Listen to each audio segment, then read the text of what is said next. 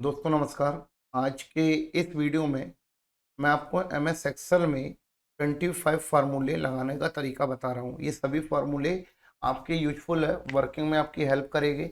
Office में working करते समय इस तरह के फार्मूलों से आपका वर्किंग काफ़ी इजी वे में आप अपनी वर्किंग कर सकते हैं। ठीक है, इसके लिए सबसे पहले मैंने आपको कुछ फार्मूले सीट 1 पे लिख रखा है।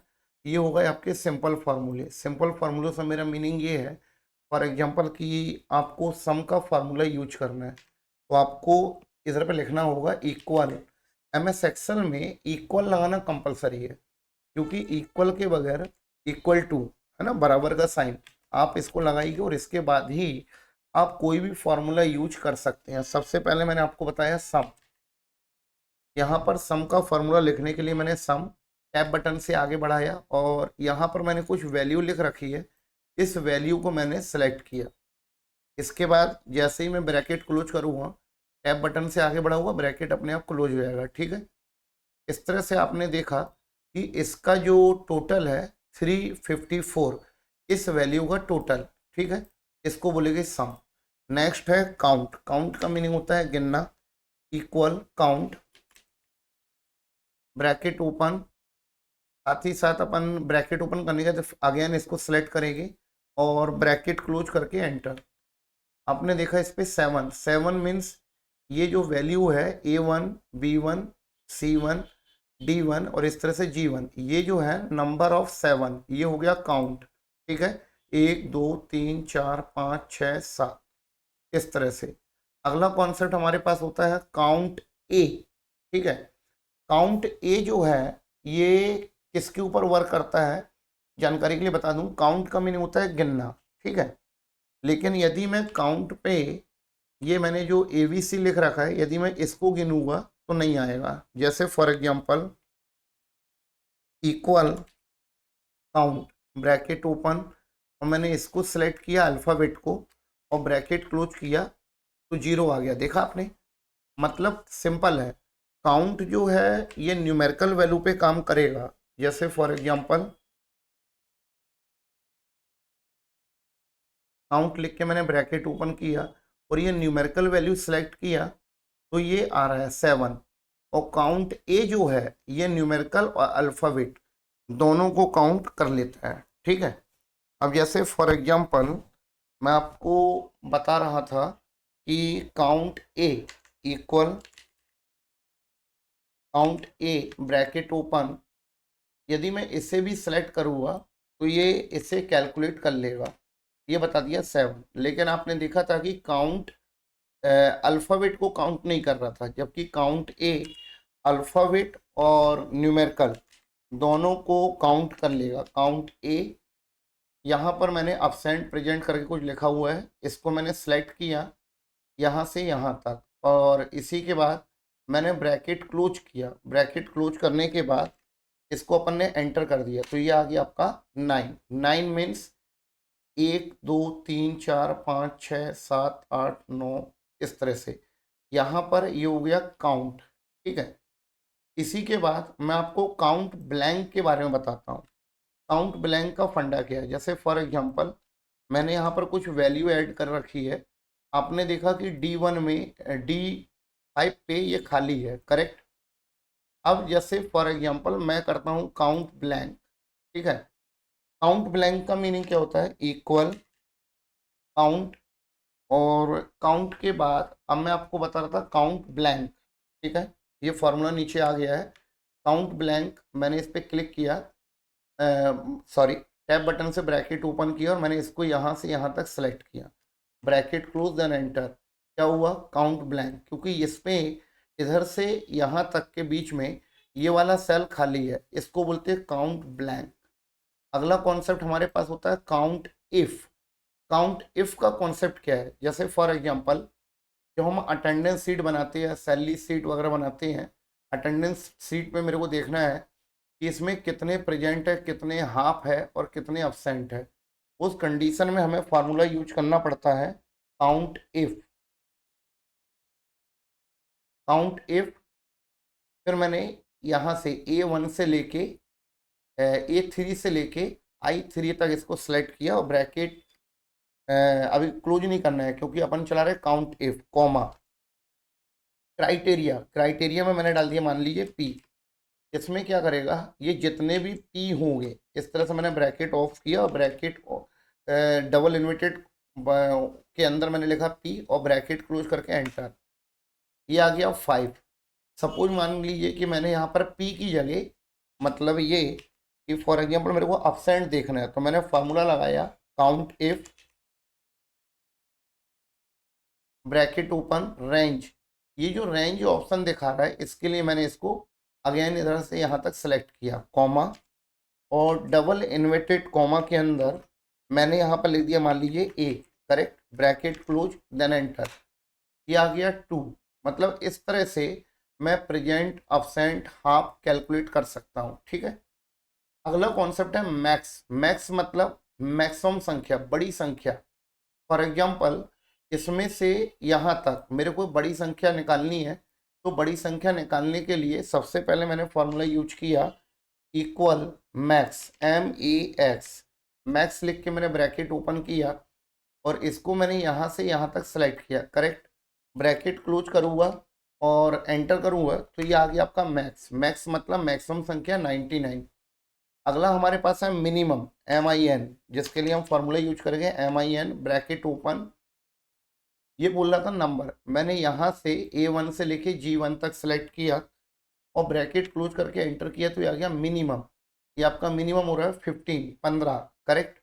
इसी के बाद मैं आपको बता रहा था एवरेज। एवरेज का मीनिंग होता है औसत। एवरेज कैसे निकालेंगे, तो जैसे फॉर एग्जांपल अभी कुछ देर पहले मैंने आपको इसका टोटल निकालना बताया था। टोटल आया था 354 डिवाइडेड बाय 7, तो क्या निकल आएगा एवरेज। एवरेज निकालने के लिए सबसे पहले मैंने यहाँ पर आपको बताया कि इक्वल एवरेज। एवरेज लिखने के बाद मैंने यहाँ से यहाँ तक इसको दोबारा सेलेक्ट किया और ब्रैकेट क्लोज किया, एंटर कर दिया तो ये आ गया आपका एवरेज। मतलब ये कि यदि मैं 354 को 7 से डिवाइड कर दूंगा तो क्या आ जाएगा एवरेज। इसी के बाद अगला कॉन्सेप्ट है अपर केस। अपर केस का मीनिंग क्या होता है, तो मैंने आपको बताया कि अपर केस का मीनिंग होता है इक्वल, अपर केस की बात चल रही है। अपर केस लोअर केस मतलब जैसे अभी मैं आपको समझाता हूँ, यहाँ पर मैंने लिख दिया अपर। अपर लिखने के बाद ब्रैकेट ओपन, ये पूछ रहा है टेक्स्ट, तो मैंने यहाँ पर इसे सेलेक्ट कर लिया, कैसे, टारगेट कंप्यूटर जो स्मॉल में लिखा है मैंने इसको सेलेक्ट किया और ब्रैकेट क्लोज करके एंटर किया तो ये आ गया आपका अपर केस, करेक्ट। अगला कॉन्सेप्ट है lower case. Lower case means जैसे ये target computer institute of technology capital में लिखा और मेरे को लोअर केस में चाहिए। लोअर केस मतलब स्मॉल में चाहिए। मैं आपको बता रहा था लोअर, LOWER। लोअर लिखने के बाद मैंने टेक्स्ट के लिए इस बार इसे सेलेक्ट कर लिया, करेक्ट, और ब्रैकेट क्लोज करके एंटर किया तो आपने देखा कि ये पहले अपर केस में था, मतलब कैपिटल फॉन्ट में था, और अभी कहाँ में आ गया, स्मॉल फॉन्ट में। अगला कॉन्सेप्ट होता है हमारे पास SQRT, square root. For example मान लेते कि यहाँ पर लिखा है 25। अब मुझे 25 का स्क्वायर रूट निकालना है तो मैंने फार्मूला निकाला, फार्मूला लिखा SQRT square root bracket open, और नंबर के लिए मैंने यहाँ पर 25 पे क्लिक कर दिया, ठीक है। ब्रैकेट क्लोज करूँगा और एंटर करूँगा। एंटर करने के बाद आपने देखा ये आ गया 5, करेक्ट। सपोज मान लीजिए कि 16 होता तो ये हो जाता 4। अगर सपोज ये 49 होता तो ये हो जाता 7। अगर ये 64 होता तो ये हो जाता आपका 8। इस तरह से मैंने आपको स्क्वायर रूट निकालना बताया। अगला कॉन्सेप्ट है लेन। लेन का मीनिंग क्या होता है, तो मैंने बताया कि लेन का मीनिंग होता है लेंथ। लेंथ मतलब मान लीजिए target computer institute of technology में कितने कैरेक्टर वगैरह यूज किया है इसकी मुझे जानकारी चाहिए, तो मैंने बताया LEN, लेन लिखने के बाद मैंने ब्रैकेट ओपन किया और टेक्स्ट, टेक्स्ट पे मैंने आपको देखा कि इस पे अपन क्लिक कर देंगे और ब्रैकेट क्लोज करके एंटर करेंगे तो ये आ गया आपका 39। 39 क्या है, इसमें target computer institute of technology में 33 कैरेक्टर है, मतलब अक्षर है, और साथ ही साथ इसमें 4 स्पेस है, टारगेट और कंप्यूटर के बीच में, कंप्यूटर और इंस्टीट्यूट के बीच में, और ऑफ के लिए भी मैंने 2 जगह यहाँ स्पेस लगा है। इस तरह से आपने देखा कि जो इसकी लेंथ है वो आ रही है 39। क्लियर है। इसी के बाद अब मैं आपको बता रहा था यहाँ पर फॉर्मूला किसका, टुडे का। टुडे का एक्सेल में अपन जब कोई डाटा क्रिएट करते हैं, अपन चाहते हैं कि वहाँ पर डेट वगैरह ऑटोमेटिक आ जाए, तो उस पर्टिकुलर सेल पे हम टुडे का फार्मूला लगा देते हैं। इसके लिए हमें इक्वल करके सिर्फ लिखना है इस पे टुडे, इसके अलावा हमें कुछ भी नहीं लिखना है। टुडे लिखना है, ब्रैकेट ओपन करना है, ब्रैकेट क्लोज करना है। जैसे ही आप इसको एंटर करेंगे तो ये आ गया आपका आज की तारीख, करेक्ट, 2 जनवरी 2025। ये आ गया आपका टुडे, आज की तारीख। इसी के बाद मैं आपको बता रहा था नाउ। नाउ का मीनिंग होता है कि जैसे फॉर एग्जांपल अब अपन को, अभी मैंने आपको टुडे में ओनली डेट देखना बताया, और नाउ में डेट और टाइम दोनों एक साथ आपको बता देगा। इसके लिए भी ओनली मैंने ब्रैकेट ओपन किया और ब्रैकेट क्लोज किया, एंटर किया, तो ये आ गया टुडे। ये अभी आपको टाइम भी बता रहा है कि 2 तारीख है, पहला महीना 2025 है और 9:12 हो चुके हैं। ठीक है। इसी के बाद अगला कॉन्सेप्ट है मंथ। मान लीजिए कि मेरे को अब ये समझ में नहीं आ रहा कि ये पहला महीना है या दूसरा महीना है, क्योंकि ये जो दिखा रहा है, ये दिखा रहा है 2 जनवरी 2025। मुझे पता है कि अभी जनवरी चल रहा है, लेकिन मुझे सिस्टम के अकॉर्डिंग मंथ की जानकारी चाहिए। इसके लिए इक्वल मंथ, ब्रैकेट ओपन, और मैंने इसके ऊपर क्लिक कर दिया, ब्रैकेट क्लोज करूँगा और एंटर करूँगा तो ये आ गया आपका मंथ। क्लियर है। अगला कॉन्सेप्ट हमारे पास होता है डे। मंथ मतलब ये बता रहा कि ये फर्स्ट मंथ है इसमें। ठीक है।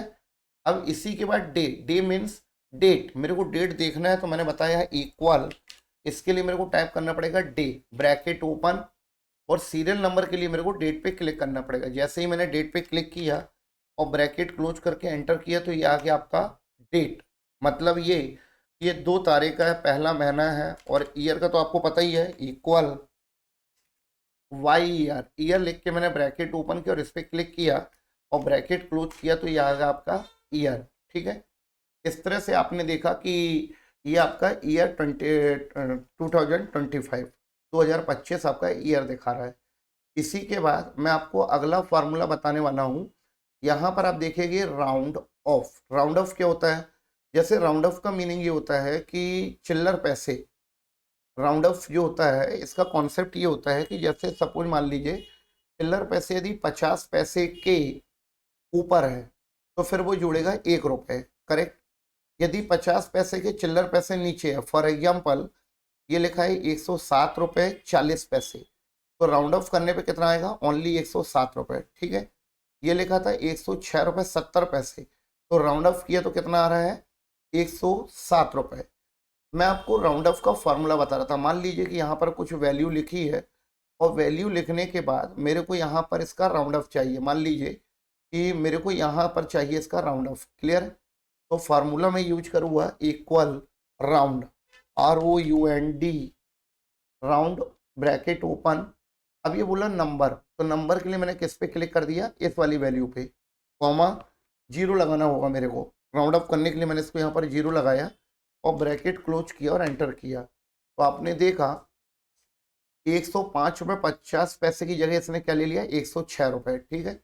यदि मैं इसको इस तरह से ड्रैग करता हूँ तो आप देखेंगे यहाँ पर इसने ये वैल्यू ले लिया। आपने देखा कि 105 रुपये 50 पैसे में 106 रुपये, 106 रुपये 70 पैसे में 107, 107 रुपये 40 पैसे, तो इसने ओनली कितना लिया है? 107 रुपये। इस तरह से अपन राउंड ऑफ कर सकते हैं। ठीक है। अब इसी के बाद अभी इसको अपन यहाँ पर रुक देते हैं और कल आप इसके बाद आगे के फॉर्मूले वगैरह देखेंगे। ठीक है। आई थिंक कि यहाँ तक ये कॉन्सेप्ट समझ में आ गया होगा। आप इसकी प्रैक्टिस करेंगे और कल अपन इसी सीट में इसके आगे के फॉर्मूले कवर करेंगे। ठीक है। Okay, thank you.